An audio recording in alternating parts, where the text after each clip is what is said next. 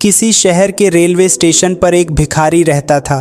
वह वहां आने जाने वाली रेलगाड़ियों में बैठे यात्रियों से भीख मांगकर अपना पेट भरता था। एक दिन जब वह भीख मांग रहा था तो सूट बूट पहने एक लंबा सा व्यक्ति उसे दिखा। उसने सोचा कि यह व्यक्ति बहुत अमीर लगता है, इससे भीख मांगने पर यह मुझे ज़रूर अच्छे पैसे देगा। वह उस लंबे व्यक्ति से भीख मांगने लगा। भिखारी को देखकर उस लंबे व्यक्ति ने कहा, तुम हमेशा मांगते ही रहते हो, क्या कभी किसी को कुछ देते भी हो?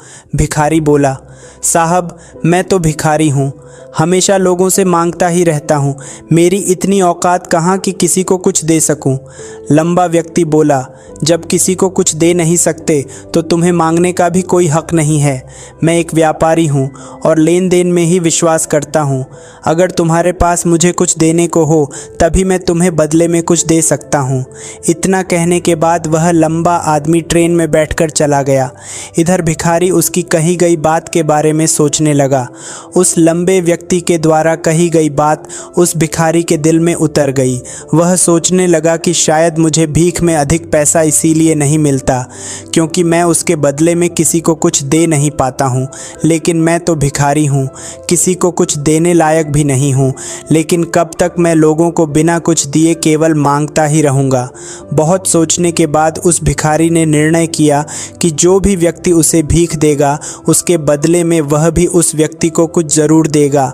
लेकिन अब उसके दिमाग में यह प्रश्न चल रहा था कि वह खुद भिखारी है तो भीख के बदले में वह दूसरों को क्या दे सकता है। इस बात को सोचते हुए 2 दिन हो गए, लेकिन उसे अपने प्रश्न का कोई उत्तर नहीं मिला था। तीसरे दिन जब वह स्टेशन के पास बैठा हुआ था तभी उसकी नज़र कुछ फूलों पर पड़ी जो स्टेशन के आसपास के पौधों पर खिल रहे थे। उसने सोचा, क्यों ना मैं लोगों को भीख के बदले कुछ फूल दे दिया करूं। उसको अपना यह विचार अच्छा लगा और उसने वहां से कुछ फूल तोड़ लिए। अब वह ट्रेन में भीख मांगने पहुंचा। अब जब भी कोई उसे भीख देता तो उसके बदले में वह भीख देने वाले को कुछ फूल दे देता। उन फूलों को लोग खुश होकर अपने पास रख लेते थे। अब भिखारी रोज़ फूल तोड़ता और भीख के बदले में उन फूलों को लोगों में बांट देता था। कुछ ही दिनों में उसने महसूस किया कि अब उसे बहुत अधिक लोग भीख देने लगे हैं। वह स्टेशन के पास के सभी फूलों को तोड़ लाता था। जब तक उसके पास फूल रहते थे तब तक उसे बहुत से लोग भीख देते थे, लेकिन जब फूल बांटते बांटते ख़त्म हो जाते तो उसे भीख भी नहीं मिलती थी। अब रोज़ ऐसा ही चलता रहा। एक दिन जब वह भीख मांग रहा था तो उसने देखा कि वही लंबा व्यक्ति ट्रेन में बैठा है, जिसकी वजह से उसे भीख के बदले फूल देने की प्रेरणा मिली थी।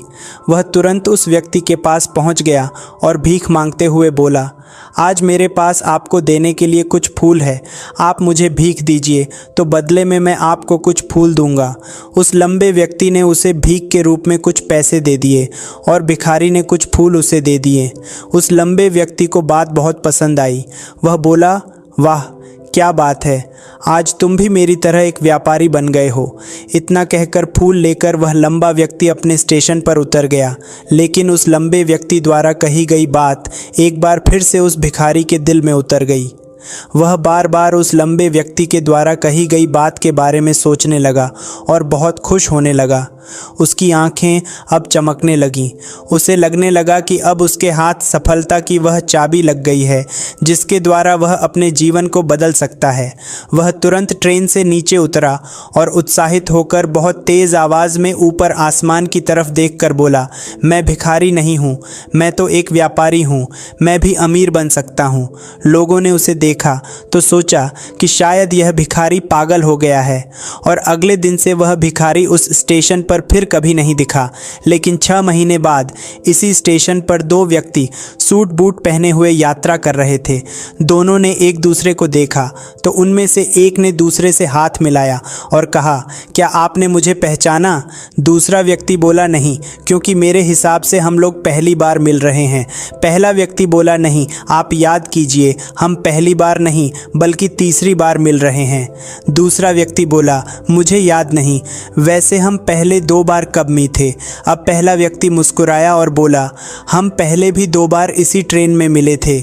मैं वही भिखारी हूँ जिसको आपने पहली मुलाकात में बताया कि मुझे जीवन में क्या करना चाहिए और दूसरी मुलाकात में बताया कि मैं वास्तव में कौन हूँ।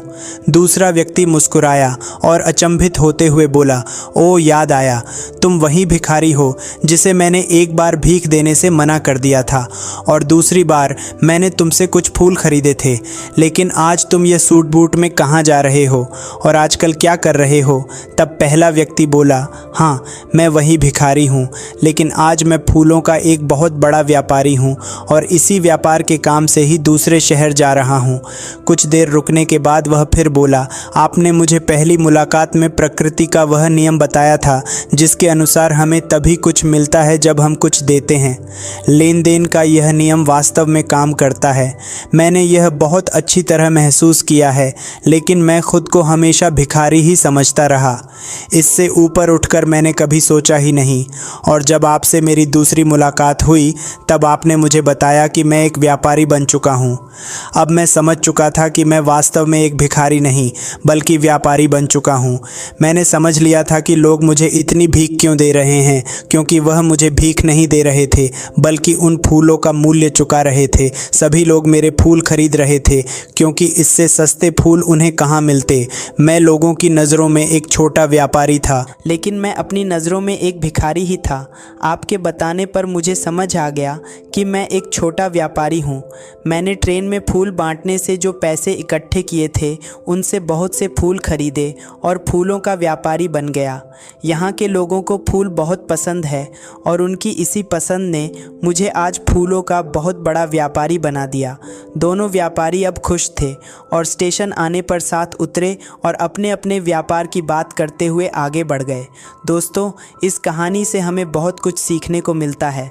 कहानी में लंबा व्यापारी गिव एंड टेक के नियम को बहुत अच्छी तरह जानता था। दुनिया के सभी बड़े व्यापारी इसी जीवन के नियम का उपयोग करके सफल हुए हैं।